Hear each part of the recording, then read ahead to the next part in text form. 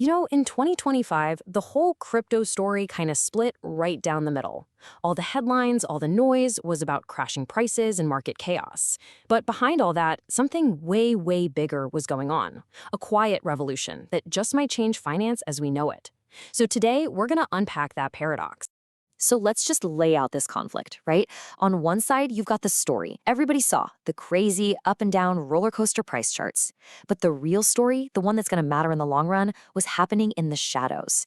It was the quiet, systematic takeover of crypto by the very banks it was supposed to make obsolete. All right, so to really get what happened, you've got to look past all that noise on the price charts.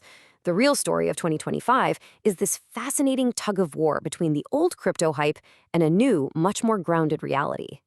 For years, crypto was all about extremes, wasn't it? It was either to the moon or a brutal crypto winter. But 2025? It was different. The main conversation just wasn't about speculation anymore.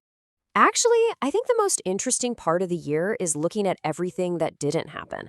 All those big promises, well, crypto didn't break away from the rest of the economy. The banks, the middlemen, they didn't disappear. Web3 didn't suddenly replace the internet. And no, your parents still aren't buying their coffee with crypto. So once that giant hype bubble finally popped, what was left? The actual substance. The real story was about crypto's technology being woven piece by piece right into the fabric of the financial system we already have. It wasn't a revolution. It was more like an integration. And one of the biggest reasons for this shift came from a place most people weren't expecting, Washington, D.C. For the very first time, we started to see some real, actual rules take shape. And for the big institutional money, well, that changed the entire game. The key was something called the Genius Act. And this thing was a total game changer because it finally laid down some clear rules for stablecoins, the digital dollars. It basically said, hey, for every one digital dollar you issue, you better have a real dollar or a super safe government bond sitting in a vault, and you've got to prove it. And the effect? It was like someone just flipped on the lights in a dark room. All that regulatory fog just lifted. The Genius Act pretty much rolled out the red carpet for all that big, cautious, institutional money that had just been waiting on the sidelines for a green light. And with that green light, the floodgates just burst open. The absolute giants of traditional finance, or TradFi as the insiders call it, they finally felt it was safe enough to jump in with both feet. And listen, we are not talking about small players here. Just look at this list. These are the biggest names in the entire financial world. We're talking Citigroup, Fidelity, JP Morgan, MasterCard, Visa, even PayPal. They all went big, offering everything from crypto custody to payment processing. Now, this is where the whole strategy changed. See, the old crypto dream was to just burn the whole financial system down and rebuild it on the blockchain. The new reality? It's a lot more pragmatic. It's about finding the slowest, clunkiest parts of the current system, like, say, international payments, and using this new tech to make them faster and cheaper. So what happened is the big banks all kind of came to the same conclusion. The future isn't some wild, decentralized crypto system that replaces them. No way. The future is a closed, controlled permissions system that they can plug right into their own business to make it better. And really, this gets to the absolute core of what we're talking about today. Crypto's whole job description changed. It stopped being an ideology, like a religion, and it became a tool. Its new job? To be the new plumbing for finance. This quote from our source material just absolutely nails it. The conversation totally shifted. It went from these heated philosophical debates about decentralization to really practical questions like, okay, how do we make this stuff actually work?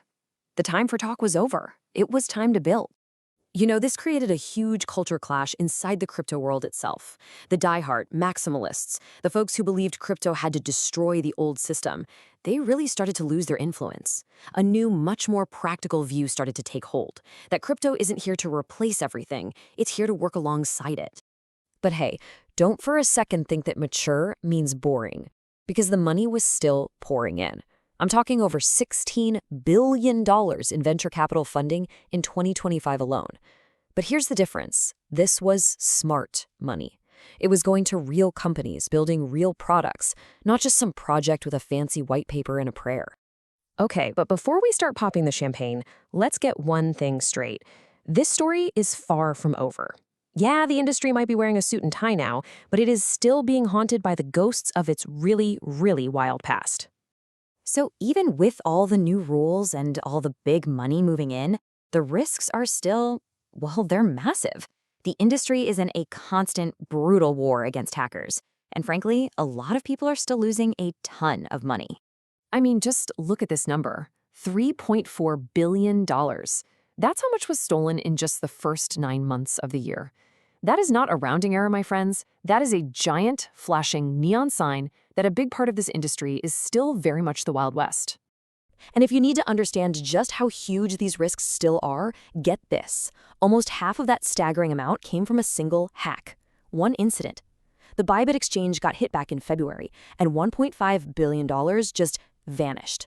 That's not a risk. That's a full-blown catastrophe. So, where does all this leave us? Well, you have this quiet, steady march of the banks on one side and the constant, terrifying threat of another disaster on the other. It really makes you wonder, doesn't it? Maybe crypto's future isn't about replacing finance at all, but about becoming its next big and incredibly risky upgrade.